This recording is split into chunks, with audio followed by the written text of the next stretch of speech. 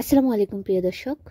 আজকে আপনাদেরকে রাসূল সাল্লাল্লাহু আলাইহি ওয়াসাল্লামের সবথেকে প্রিয় পানীয় নাবিজ তৈরির পদ্ধতি দেখাবো এবং এর কিছু সতর্কতা আছে সেটি নিয়েও কিন্তু আলোচনা করব। তো সর্বপ্রথমে আমি এখানে খেজুর নিয়েছি, কারণ আমি খেজুরের নাবিজ তৈরি করব এবং এই খেজুরের নাবিজ তৈরি করার জন্য সর্বপ্রথমে একটি পরিষ্কার গ্লাস নিয়েছি এবং এখানে খেজুরের বীজগুলোকে ফেলে দিয়ে যে রুম টেম্পারেচারে থাকা পানিটা আমি এখানে দিয়ে সারা রাত রেখে দিচ্ছি, অথবা আপনারা অপেক্ষা করবেন যতক্ষণ পর্যন্ত পানির কালার চেঞ্জ না হচ্ছে ততক্ষণ পর্যন্ত।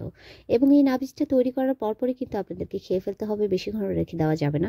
দেখতে পাচ্ছেন এখন এর নিচে যে খেজুরগুলো আছে সেগুলো কিন্তু আপনারা ফেলে না দিয়ে এগুলো ব্লেন্ড করতে পারেন এবং খেতেও পারেন, এবং যদি না চান খেতে তাহলে এই পানিগুলো অন্য একটি গ্লাসে ট্রান্সফার করে কিন্তু এটি খেতে পারেন। বুখারী শরীফের 5206 নং হাদিসে এসেছে রাসূল সাল্লাল্লাহু আলাইহি ওয়াসাল্লাম কিন্তু খেজুর এবং কিশমিশ একত্রে নাবিজ তৈরি করতে বারণ করেছেন, তবে এটি পৃথকভাবে খাওয়াতে কিন্তু কোনো সমস্যা নেই।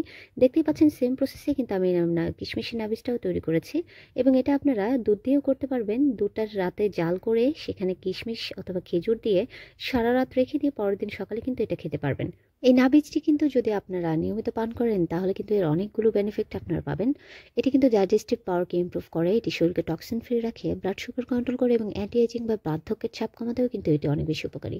এটি শরীরের ইমিউনিটি সিস্টেম এবং এনার্জি লেভেল কিন্তু অনেক বেশি আপ করে দেয়। এখন আধুনিক বিজ্ঞান গবেষণা থেকে কিন্তু এটা প্রমাণিত হয়েছে। আসন্ন রমজান মাসকে সামনে রেখে আনহেলদি পানীয় না খেয়ে কিন্তু এই ধরনের পানীয় আপনারা খেতে পারেন এবং সারা বছর কিন্তু এই পানীয়টি আপনারা খেতে পারবেন নির্দ্বিধায়, নিঃসন্দেহে।